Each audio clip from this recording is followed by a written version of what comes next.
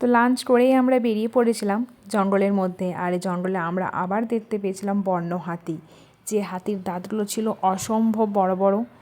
তারপর আমরা পৌঁছে গিয়েছিলাম পাহাড়ে। হ্যাঁ, আমরা যাচ্ছি পাহাড়ে ঘুরতে। আর এই যাওয়ার পথে দেখতে পেয়েছিলাম দুধারে চা বাগান। এই দুধারে চা বাগানের রাস্তাটা এত সুন্দর লাগছিল, বলার নয়। তারপরে চা বাগান শেষ হয়ে যাওয়ার পর ছিল এই ইউক্যালিপটাস গাছ, যেগুলোকে এখানে নীলগিরি স্পেশাল ইউক্যালিপটাস বলছে। তো এই গাছগুলোও ছিল খুবই বড় বড় আর খুবই ঘন জঙ্গল, ভিডিওতে দেখতেই পাচ্ছেন।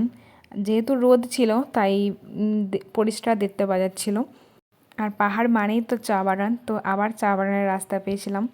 মাঝ রাস্তায় হঠাৎ করে পাহাড়ি এলাকায় বৃষ্টি নামিয়ে দিয়েছিল। তারপরে বৃষ্টি থামাতে আমরা একটা প্লেসে গিয়েছিলাম, যেটা ছিল এই শুটিং স্পট এখানে নাকি অনেক মুভি শুটিং করা হয়। তো আমরা গিয়েছিলাম, এই ছিল এই পুরো জায়গাটা। এখান থেকে ভিউটা অসম্ভব সুন্দর লাগছিল আর অনেক পাহাড়ও দেখতে পাওয়া যাচ্ছিল।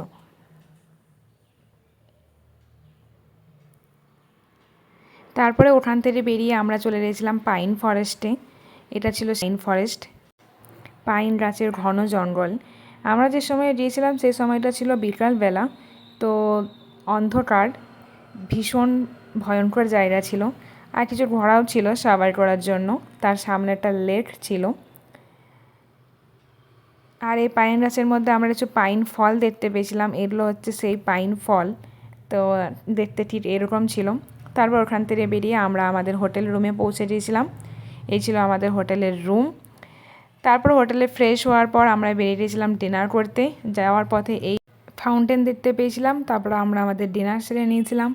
তারপর ডিনার সেরে চলে এসেছিলাম হোটেলে। আমরা কোথায় এসেছি কমেন্টে বলুন তো দেখি।